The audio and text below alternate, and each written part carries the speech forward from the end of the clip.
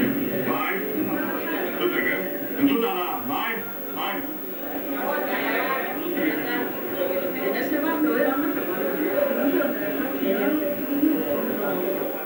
Bueno, dantzolari batek egingo dugu bere agurra, ondoren bizket esplikatuko dugu nola jonden hemengo historia eta egoera nola dagoen, eta manifari hasiera emango dugu txalapartaren bidez, bai?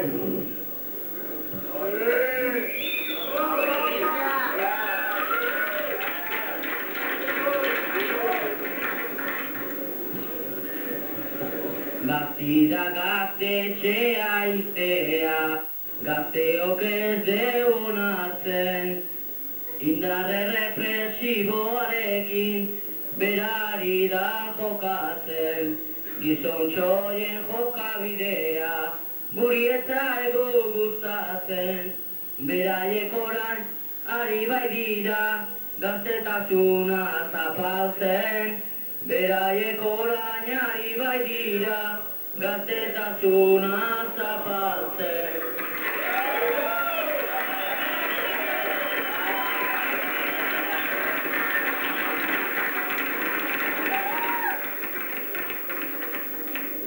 Bueno, zeno jakingo duzue gutxola zergatik eta zertarako bildu gehan. Bakarrik esplikatzea igual, hiloaren 13an, azpetik eta azpetiko gaztetxea ikizituztela, aurretik Bilbo, Elgoibar, Loretxea, eta Izte Basmotan, Gaztez, Bergara eta Abar. Bueno, honen aurrean, esan behar dago gaurko manifaren helburua dela salatzea represio hori, eta PNV-en agintari jokaera gehien bat. Hauetik etorri bai da, itxiera horiek etorri bai dira, eta represioa ere hoientik zuzentuak izan dira. Beste alderdi politikoen kolaborazio bai ala ez, inork ez du aurkakoarik ez amentzak. Inork ez du postura hartu, inork ez du salatu, eta, bere jakingo dute zergatik.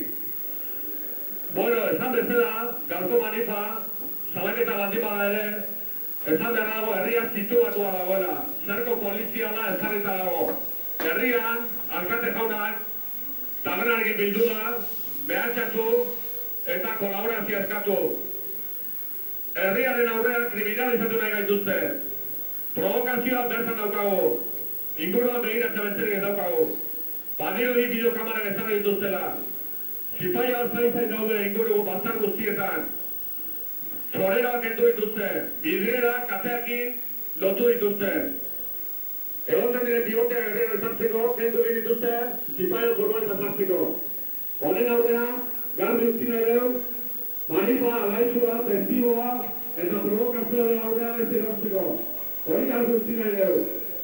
Eta zerbait batu da erantzukizun guztia, PNV-en esku dagoela. Besterik gabe argi utzi, esan bezala, provokazioan ez erortzeko. Bestela, zaitza hori zaigai daude. Eta, aurrera ere, jarretu gara dagoela, ez da oso manifekin bukatzen dagoka hau, eta bidea luzea izango da eta gogorra. Besterik gabe?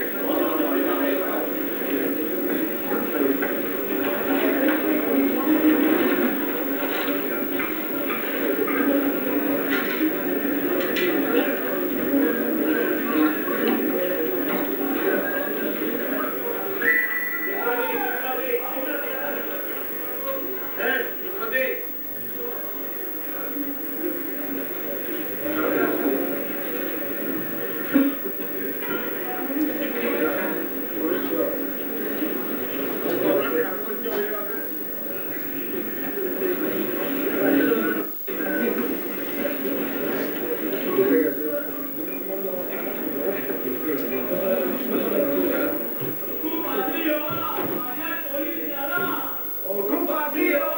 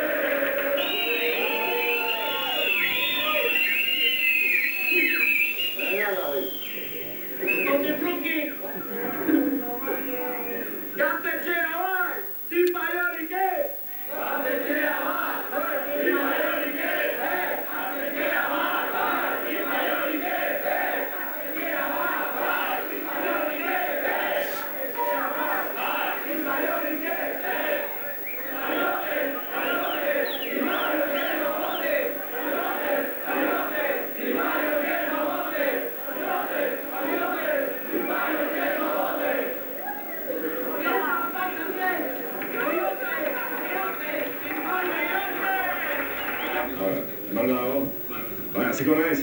Ja, grabatzen nahi da? Bai, grabatzen. Bueno, hasi zen hilonen 13an, inongo abisurik gabe. Ez geneukan abisua, bueno, azpeitian bazegoen abisua beti itxiko zutela, baina ez geneken garbi. Eta, azpeitiko eta azpeitiko gaztetxea txapatu zituzten, bueno, egurrez, burniz, eta zoldiatu eta erabat itxi. Horretan hasi ziren hilonen 13an esan bezala, goizeko 7:08 galdera. Egun guztia eman zuten lan honetan, bai udaletxeko langileak eta babesturi zauden bai zipaioen gandik eta bai municipalen gandik. Eta, bueno, han bildu ginen eta baina etxean gauza hondirik egiteri momentu horretan eta, erakien aurrerago usteko. Beraien ustez, eman zuten argibidea, Diario Baskoan argitaratu zutena, esaten zuten, iztearen arrazioak izan ziren, bata zen musika altua zegoela, esaten genuen izatu beharra zegoela guk ere.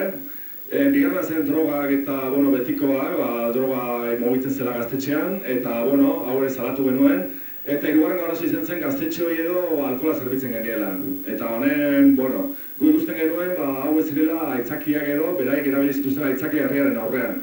Baina garbi utzen genuen, gazteo, movimentu asamblea eta organizazioarekiko eraso bazela, eta hau hasieratik salatu genuen, ez zela fenomeno isolatu bat hemen herri honetan ematen zena, baizik eta Euskal Herri osoan. Hor ditugu Bilbokoa, Goibarkoa eta abar. Eta mehatxupean ere Bergara, Gasteiz eta beste hainbat gaztetxe.